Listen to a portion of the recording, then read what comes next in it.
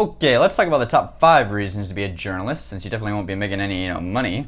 Just kind of go up in flames there. First reason I would say is you get to travel a lot.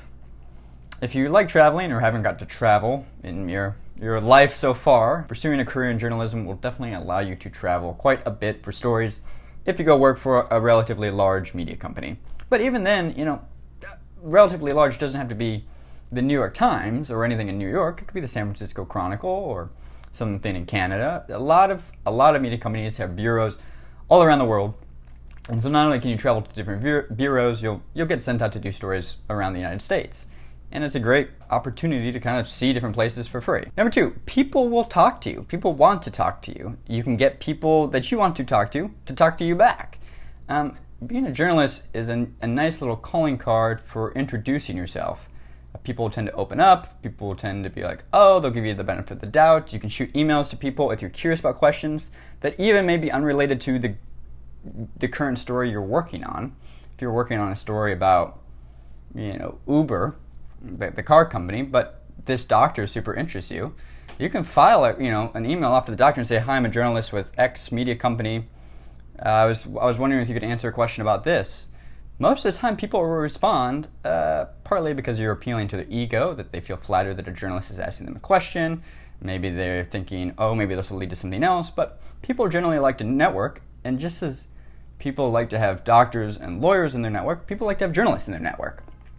Business people particularly. Number 3, what's a good aspect of being a journalist, or why you should be a journalist, is it's a white-collar job without any of the white-collar requirements. What do I mean by this? I mean, if you think about white-collar jobs that hold any sort of prestige. I mean, I've worked a lot of jobs. I've worked at McDonald's, so I don't want to denigrate any of these people. Those people work hard. The amount of money you get paid has no correlation to how hard you work in life. I firmly believe that. But humor me for a second. If you think about the kind of white-collar jobs like professor, lawyer, doctor, journalist, all those others generally require a lot of schooling to become one. You kind of have to have a PhD to be a professor, and you kind of have to have a degree in medicine, and then a residency to become a doctor. And that requires a lot of years and a lot of schooling. To be a journalist, yes, they have undergraduate degrees in journalism. Yes, you can get a master's degree in journalism, but it's like getting a master's in fine arts of creative writing or a master in fine arts of acting. If you're good at acting, or you're good at creative writing, or you're good at journalism, there's nothing stopping you from going to work at a theater company or a newspaper. And that the barrier to entry is not a guild system. It's not protected by arbitrary requirements of any sort. You can just rise on your own merit on some level. Now, once you get into a media company, you might find the bureaucracy overwhelming and the kind of hierarchical order very frustrating. But actually entering the marketplace, unlike a doctor, for instance, is much easier to do without proper schooling. So if you're looking for a quote-unquote prestigious job that might make your peers respect you. Depends how much they know about journalism. It's kind of the bell curve. Very little about journalism. They don't really, have no thoughts on you. They know some about journalism. Wow, he's a journalist. They super respect you. And then it goes down the hump as they know more and more about media and journalism and journalistic ethics. And then suddenly it's like, I don't know that I respect this guy anymore.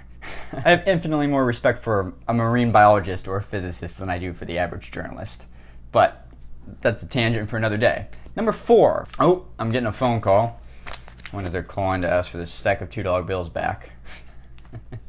I walked in the bank and I said, "Listen, I want $100 worth of $2 bills." And they said, "Well, we only do $200 worth of $2 bills." So I got $200 of Federal Reserve notes right here for a video I did like a year ago. Okay, the phone call's done. Number 4, on the reasons to be a journalist. Authority figures generally are more careful around you. You don't get stopped at customs and immigration for very long when your occupation is a journalist. If the police know you're a journalist and you're at a crowd of people, they're not going to touch you. They don't want to deal with journalists. Any sort of authority figure is generally much more conscientious about their actions, and I'm talking about government authority figures, and that can be the United States or Europe or anywhere else, than they would be with the average citizen, for better or for worse. And so being a journalist offers you some protection when traveling abroad, when interacting with riots or protests or events, you can operate a little more fluidly knowing that you have the protection of being a journalist as your occupation. That's actually a pretty good reason. It's a pretty good reason to be a journalist. It's a nice benefit. And number 5 would be having your voice get heard, or at least your perspective. And this is less true, you could argue, in the modern landscape where everybody could open a YouTube channel or write an article on Medium. But then it's a sea of faces, and often you can be a very good writer or a very creative person, and you can put yourself out on the open market. But because it's so saturated, you may not get heard. And if you have a unique perspective or clever writing, and you get a job at media, that in and of itself will amplify your voice exponentially.